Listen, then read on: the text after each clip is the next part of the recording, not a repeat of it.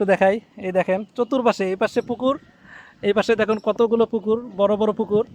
আবার এই পাশটাতে দেখেন, এই পাশটাতে একদম খোলা মাঠ, ধানের ক্ষেত, যেগুলো চাষ করা হয়েছে, প্রস্তুত করা হয়েছে, কিছুদিনের মধ্যেই ধান লাগানো হবে। আমি এখনই নেমে যাব। দেখেন বৃষ্টি পড়তেছে, আকাশ মেঘলা, ফোটা ফোটা বৃষ্টি পড়তেছে, এখানে আর বেশিক্ষণ থাকা যাবে না।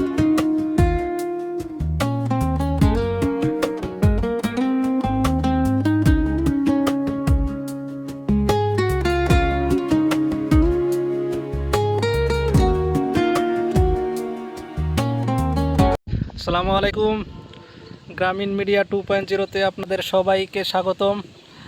দেখেন আমি এখন আছি একটি মেহগনি গাছের চূড়ায়, একটা টং, ছোট্ট বাঁশের, আমাদের গ্রামে এগুলোকে বলে চাংড়া, মানে বাঁশের তক্তা বানায়, তক্তা দিয়ে যেই ছোট টংগুলো তৈরি করা হয়, আমাদের গ্রামে এগুলোকে চাংড়া বলে। আপনাদের গ্রামে কে কী বলেন জানাবেন।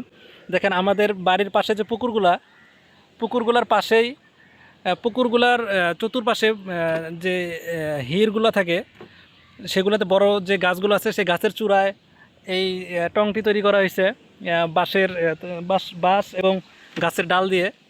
খুবই সুন্দর লাগতেছে এই প্রচণ্ড গরমে। আপনারাও যদি এরকম টং বানাইতে পারেন এবং পাশে যদি এরকম পুকুর থাকে, সামনে যদি খোলা মাঠ থাকে, তাহলে তো আর কথাই থাকে না। একদম দেহ মন দুইটাই একদম ঠান্ডা হয়ে যাবে, যতই গরম থাকুক না কেন। মানুষ একদম অতিষ্ঠ হয়ে যাচ্ছে এই গরমের মধ্যে। কিন্তু এই গরমের মধ্যে যদি এরকম একটি জায়গায় গিয়ে কিছু সময় পার করা যায়, কি যে ভালো লাগে। একদম বৈশাখ, কি সুন্দর বৈশাখ দেখছেন। মেঘলা আকাশ, বৃষ্টি নামবে মনে হয়। বৃষ্টির ছোট্ট ছোট্ট কণা পড়তেছে। এই যেটা আমাদের বাড়ি, দেখেন আমাদের বাড়ির পাশেই এই যে পুকুর, পুকুরের পাশেই এই যে টং। তো ধন্যবাদ সকলকে আমার ভিডিওটির সঙ্গে থাকার জন্য। সবাই কমেন্টে জানাবেন যে এরকম টং আপনাদের কেমন লাগে।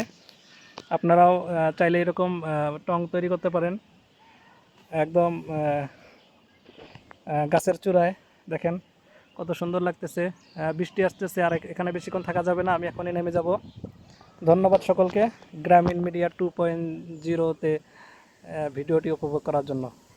ধন্যবাদ। আসসালামু আলাইকুম।